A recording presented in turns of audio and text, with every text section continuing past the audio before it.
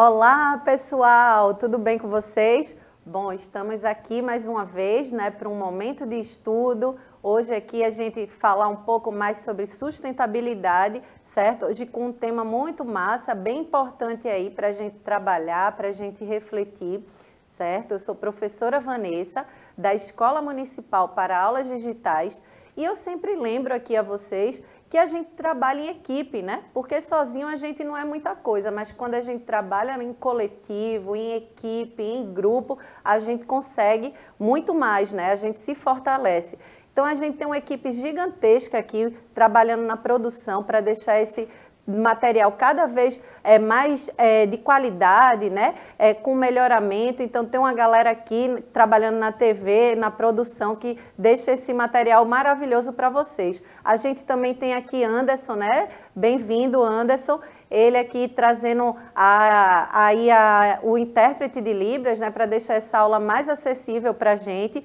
E a gente sempre lembra aqui, né, que a gente tem um professor Alami e tem também um professor ali, ó, rostinho lindo. Fala aí, professor. Bom dia, minha gente. Eu estou aqui me organizando, aquela coisa toda. Como é que vocês estão? Será que eu consigo me organizar aqui, minha gente? Minha gente. Foi, consegui. Bom dia, pessoal. Tudo bem com vocês? Já me conhecem, né? Vamos fazer junto comigo. Vamos lá. Já esticou a palma da mão? Estica a palma da mão. Vá. Agora faça o gingado. Faça o gingado e... Rostinho lindo aqui para vocês, é sempre uma alegria, um prazer, uma enorme satisfação estar aqui fazendo essa troca de conhecimento junto com vocês, porque troca que vocês têm, né? Nosso queridíssimo aplicativo que a professora vai falar já para vocês baixarem, vai aparecer alguma coisinha aí na sua tela para facilitar vocês baixarem e estar aqui, ó, conversando comigo. E essa troca de vocês encurtar laços com a gente, né, pessoal? Interagir na nossa aula, mandar perguntas. Professora Vanessa, estou aqui muitíssimo alegre, mas nunca eu fiz também aqui, sabe o que, professora Vanessa? Fala, pessoal! Mas vamos embora, gente, nessa quarta-feira maravilhosa. Olha só aqui também, né? Já vocês vão entender porque... esses convidados estão aqui especiais, né? Na nossa queridíssima aula de hoje, que vocês sabem o nome dele já, né? Mas vamos lá, professora.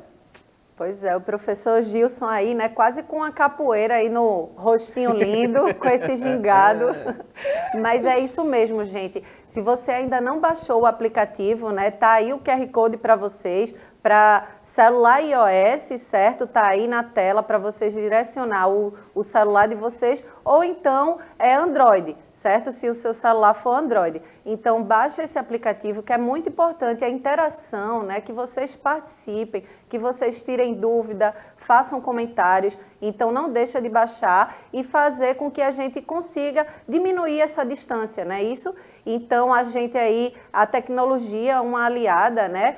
A serviço aí da educação, nesse momento que a gente está vivendo de pandemia e tudo. Então, como é importante a gente fazer essa interação e a tecnologia para nos servir nesse sentido, certo? Então, vamos lá hoje dar início à nossa aula. Também lembro, né, a vocês que se tiver alguma dúvida, alguma coisa que não ficou muito esclarecida no decorrer da aula, tira essa dúvida também com o teu professor, tua professora, na sua escola de origem. Joia? E então, o canal do YouTube ainda está lá ainda. Exatamente. Professora. Se inscreve lá no canal no YouTube, né? Se não conseguiu assistir a aula agora ao vivo, vocês podem acessar lá no canal do YouTube, porque essas aulas vão estar todas lá disponíveis para vocês. Certo? Mas vamos deixar de conversa aqui, não é isso? Façam feito o Gabriel. A Gabriel já deixou aqui o seu bom dia, professora. Bom dia aí também, Gabriel, para você. Então vamos lá, deixar de conversa e começar aqui com a nossa aula de hoje.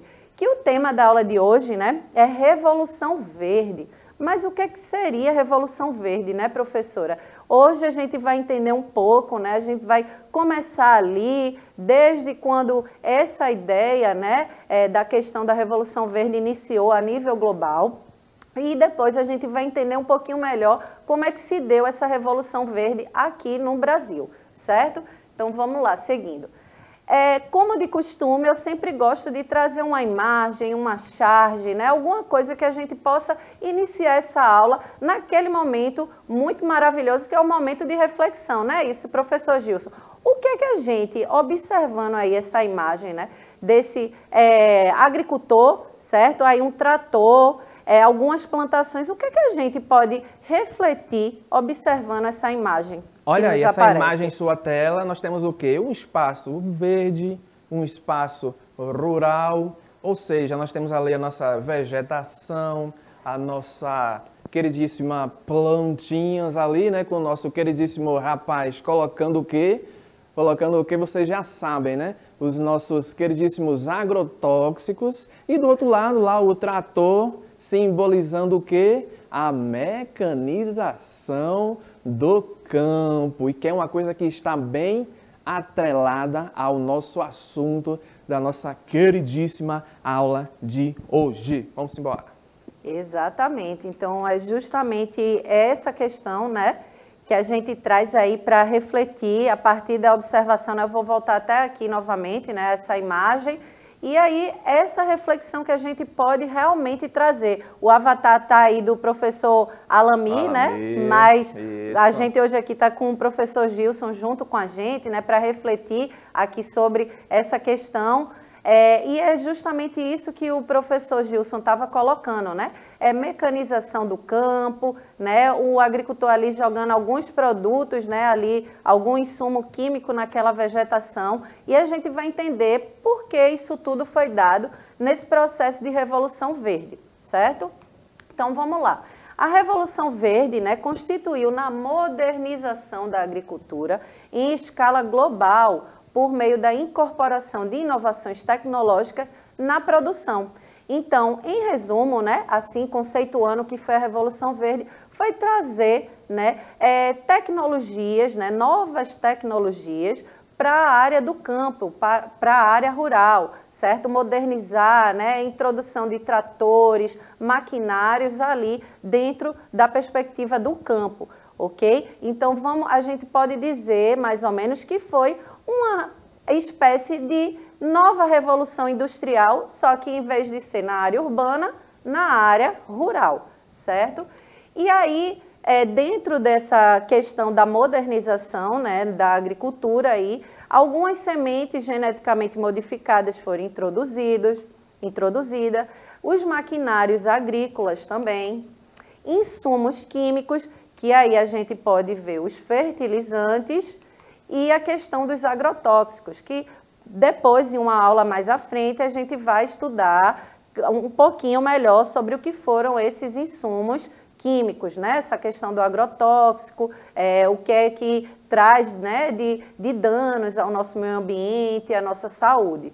Mas vamos seguindo aqui. Então, a ideia inicial, né, inicialmente, existia aquela necessidade de aumentar a produção de alimento em escala mundial como forma de garantia de segurança alimentar. Então, a gente vê aí traçando, né, um contexto histórico da época, um contexto político, né? A gente vinha ali da Segunda Guerra Mundial, né? A questão de que a Europa, né, depois, no fim da Segunda Guerra Mundial, ela estava destruída, né? Então, precisava reconstruir ali a Europa e abastecimento, né, de alimentos, precisava de alguma inovação para que isso pudesse para que pudesse dar conta desse abastecimento de alimentos.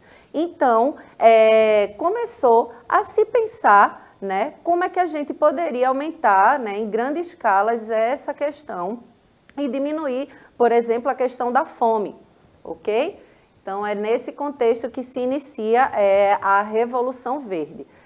É importante a gente saber que, embora tenha se registrado, né, ganhos produtivos em diversos países, a Revolução Verde trouxe consigo consequências, né, para os pequenos produtores, certo? Os pequenos agricultores, o ordenamento do território e para o meio ambiente também. Então, muito a gente vê, né, desse processo, a gente trazendo um pouco para a realidade do Brasil. O Brasil começa o processo de urbanização, né, de crescimento urbano, muito na década de 70, né, que quando a Revolução Verde, a gente vai entender isso melhor mais à frente, né, no decorrer dessa aula, que o Brasil começou o processo de se urbanizar no período da década de 70 ali. Então, esses pequenos produtores que foram atingidos, né, com essa Revolução Verde, eles começaram a ter dificuldades. Por quê? Porque agora, né, o campo, a área rural, ela começou a trazer novas máquinas e novas tecnologias, então deixou que a força braçal ali, né, do trabalhador do campo, ela começou a ser substituída por esses maquinários.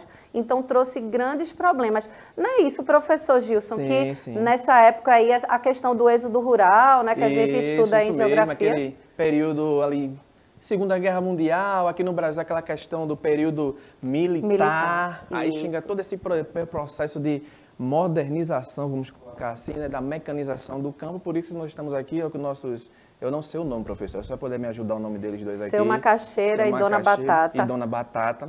Produtores rurais, viviam na área rural brasileira, lá com a sua plantação, colhendo e comendo aquilo que a gente chama de agricultura de subsistência e também fazendo aquelas pequenas trocas comerciais. Só que aí chega a questão da Revolução Verde. Aí o que é que vai acontecer com a senhora Batata e a Macaxeira? Sai.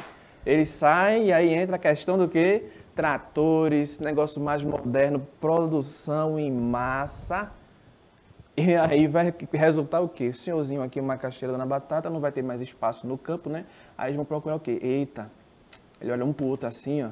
Eita, mulher, tá ruim pra gente aqui, né? Vamos viajar, vamos procurar melhores condições de vida na cidade. Aí ela diz, bora, vamos embora. Aí eles pegam, saem do campo, vão lá para as cidades, procurar melhores condições de vida, que a gente chama esse processo do quê? Êxodo rural. E aí quando eles chegam nas grandes cidades, alguns deles conseguem com boas condições de vida, melhorar empregos, aquela coisa. Mas alguns não, né? Encontram algumas condições adversas. E aí o êxodo rural faz o quê, professora? A favelização, né? Aquela questão das pessoas que vão se localizar próximas às grandes cidades. Todo aquele processo que vocês já estão ligados dentro do nosso contexto de urbanização. Vamos embora.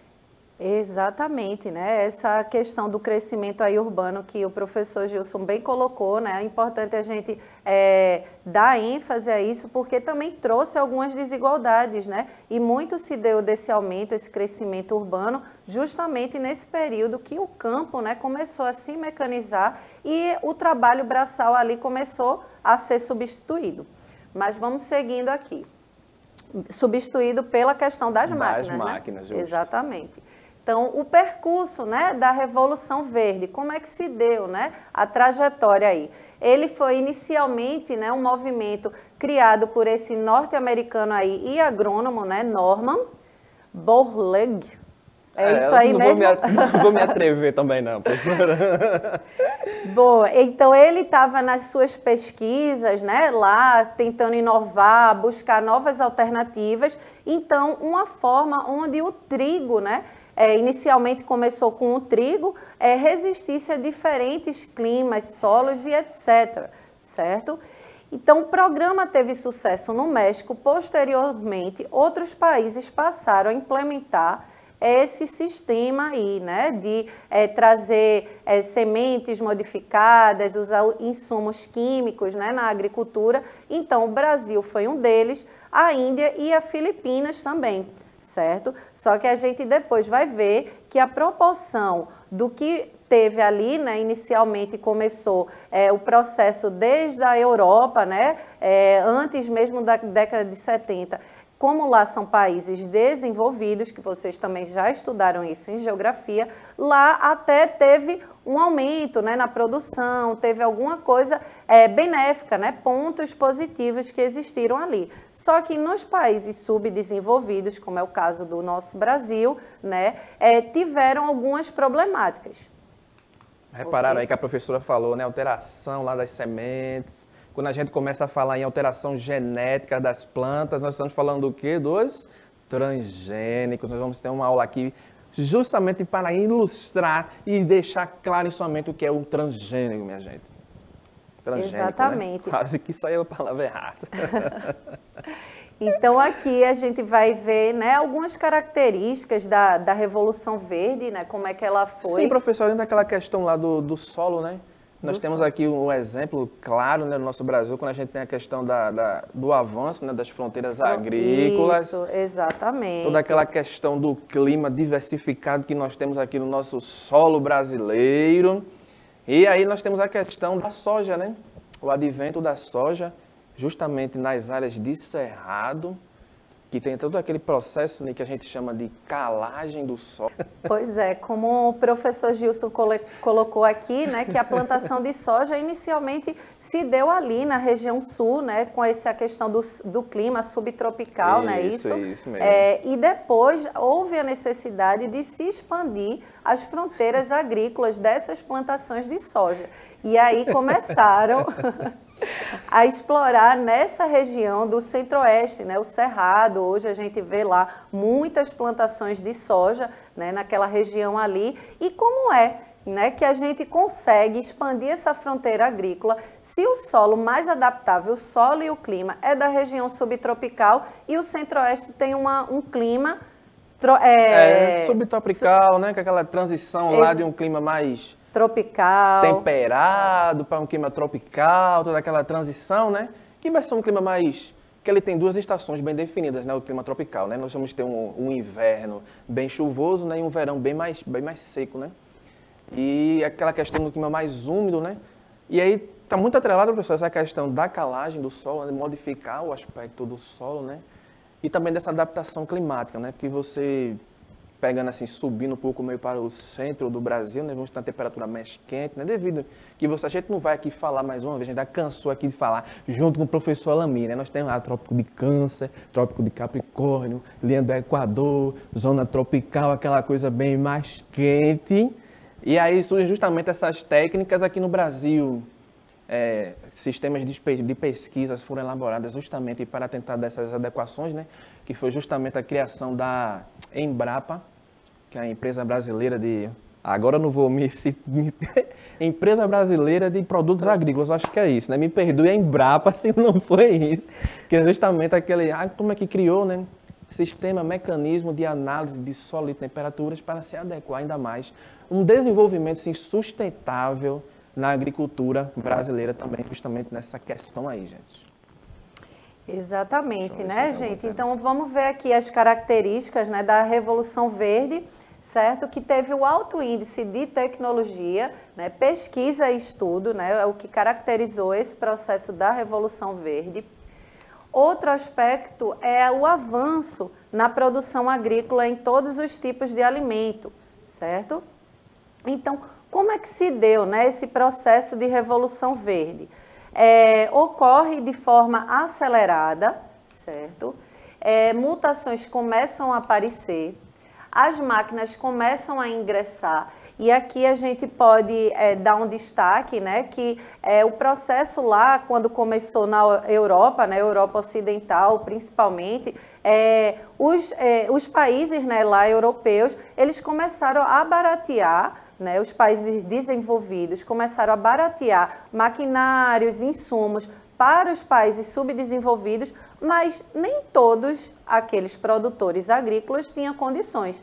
Então, só os grandes latifundiários é que tinham condições, né, de ter acesso a esse avanço tecnológico, né, essas inovações, pesquisa. Então, por isso que a gente falou lá no começo da aula, que esses pequenos agricultores começaram, né, professor Gilson, a sair daquela região, né, porque não tinha, não acompanhava, né, por conta de não ser acessível a questão dos novos maquinários, enfim, da nova visão que se estava tendo ali no campo, certo? E é importante a gente frisar aqui que quando começou essa questão, né, de aumentar a Revolução Verde, para aumentar a produção, como a gente falou, depois do processo lá da Segunda Guerra Mundial, tinha essa questão de erradicar a fome, né? Mas, no entanto, o que prevaleceu não foi isso, né? O que prevaleceu foi a lógica capitalista, porque a partir do momento que algumas pessoas, alguns produtores não conseguiam ter acesso, né, eles acabam ficando excluídos desse contexto. É a Empresa Brasileira de Pesquisa Agropecuária, professor, não de produtos agrícolas. Olha aí. É uma coisa relacionada uma com a outra, né? Exato. E aqui o pessoal está dizendo, professora, que infelizmente caiu o sinal no aplicativo, o Diogo falou isso, mas o Gabriel alertou que estamos passando na TV. Vamos embora. Que coisa boa. E outra questão aqui, né, que se deu o processo da Revolução Verde, foram os agrotóxicos, né, são usados de forma desenfreada. A gente mais à frente vai ter uma aula, né, específica para trabalhar um pouco mais essa questão do agrotóxico, como se dê, como é, né, aqui no processo do Brasil, mas aí é assunto para uma próxima aula. E as sementes desenvolvidas para específicos tipos de climas ou solos, como a gente estava falando, né? E foi o caso aqui que a gente deu o exemplo do Brasil da soja. Como é que a gente vai adaptar uma semente em um ambiente, né, ali de clima e solo que muitas vezes ela não consegue, né? Então, o caso da soja mesmo, a gente pode, sei lá, plantar várias plantações ali de soja. Se algumas daquelas conseguem sobreviver naquele clima que não é específico dela, é dessas daí que eles começam a fazer estudos e fazer as modificações geneticamente para que elas possam ali começar a ser introduzida naquele ambiente que não é propício para ela, mas acaba sendo adaptado, né? Isso com mesmo. Estudos, pesquisas, tecnologias. Então, os pontos positivos, né, desse processo da Revolução Verde. A potencialização da produção, né, aumentou a produção de fato, né, com máquinas, então começou a expandir essa questão da produção, diminuição na taxa de fome, né, isso, o barateamento de alimentos e a eficiência no campo. Mas a gente também teve pontos negativos dentro dessa perspectiva aí da Revolução Verde. Existir o esgotamento do solo, a gente sabe que quando a gente põe muitos fertilizantes, né, a gente usa muito agrotóxico, a gente acaba desgastando o nosso solo, degradando. Isso causa impacto ali no ecossistema que é vigente ali, perda da biodiversidade, né, a gente acaba fazendo um degradamento, um desgaste do nosso solo. Então, esgotamento do solo, alterações no ecossistema vigente, né, percas da biodiversidade e tudo mais. A priorização ao latifúndio em menosprezo à agricultura familiar. A gente também, mais à frente, vai entender, vai estudar um pouco mais a questão da agricultura familiar, que a gente vê muita parte hoje, né, sendo estudada, né, sendo valorizada essa questão da agricultura familiar, porque são produtos mais orgânicos, né? A gente vê hoje aumentando o número aí de feiras orgânicas, de produção orgânica, porque realmente o agrotóxico trouxe alguns malefícios, alguns danos, inclusive à nossa saúde, né? Sim, isso, professor Gilson. Algumas doenças que estão aí atreladas, né, esses produtos, né? Não é por nada, minha gente, que quando o camarada está lá aplicando aqueles produtos, ele está bem revestido, bem protegido, né? Que aqueles produtos podem sim acarretar algumas doenças respiratórias, cânceres, também outros maus como Alzheimer, que podem alterar todo aquele metabolismo do ser humano, mas aí tanto afeta na vida humana como também os ecossistemas, né? Os animais que interagem ali naquele ciclo, não só a questão também do solo, né? Todo esse processo de degradação que ocorre naquela localidade, naquela área de aplicação desses produtos. Aí quando chega naquela questão do barateamento, né, professora Vanessa, não é tão barato assim não, né?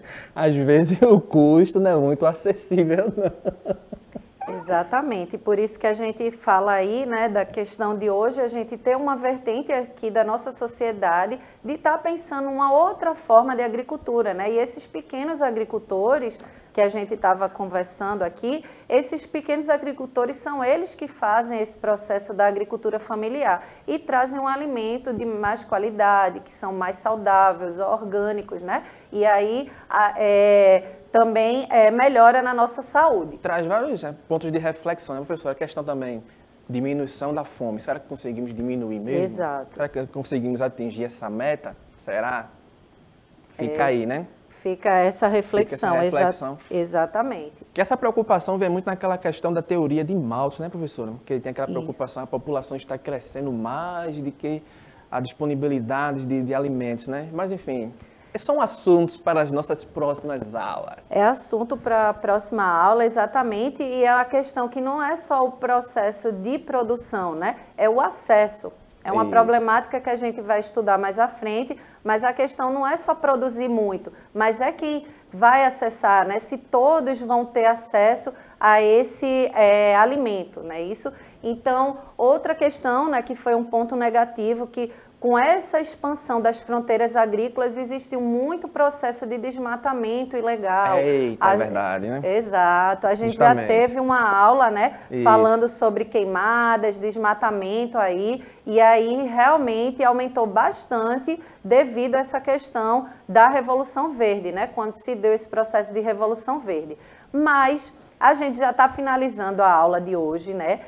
A gente vai na próxima aula entender um pouquinho melhor como é que está esse processo aqui no Brasil, né? Como se deu esse processo aqui no Brasil.